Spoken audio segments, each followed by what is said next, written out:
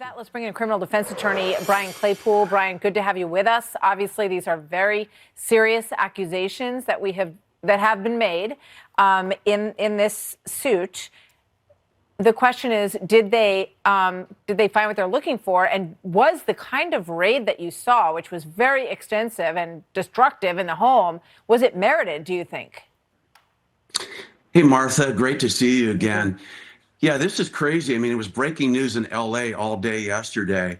And a couple feelings I have about it. It looked like it was a little excessive in terms of the use of force going into P. Diddy's Holmby Park home here in Los Angeles, handcuffing, for example, his kids in the yard. I don't think that was necessary. Ransacking his house, as you showed, I didn't think is necessary. But look, at the end of the day, I've worked on a lot of sexual abuse cases. And usually, Martha, it's he said, she said, unless you've got some corroborating evidence. What do I mean by that? William mentioned it.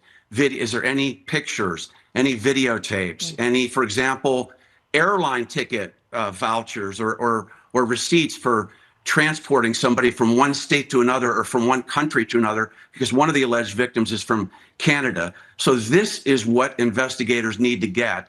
And they also need to possibly get, for example, they arrested one of Combs's workers. That could lead to potentially getting some information from that worker, copying a plea deal, and possibly then testifying against Combs. But these are complicated cases. You're not going to walk into a home and find a gun and say, oh, this is the gun that was used in the murder. It's not that simple.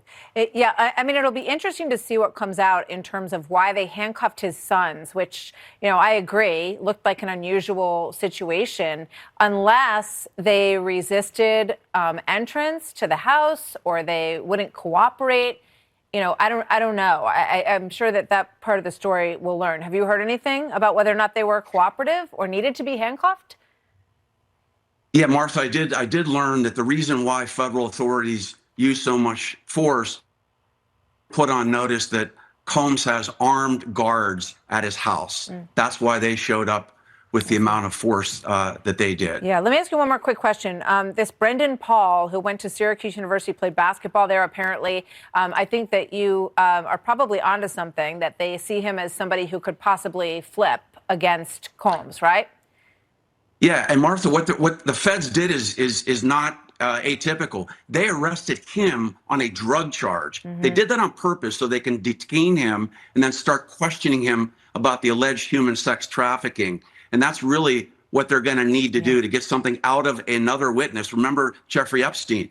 You had Ghislaine Maxwell. There's usually another player, and I think he's going to be an interesting suspect in this case as well. Yeah, it certainly looks like there's a lot of analogous activity in the Epstein case, but too early to say whether or not they have anything solid on these charges. We'll see.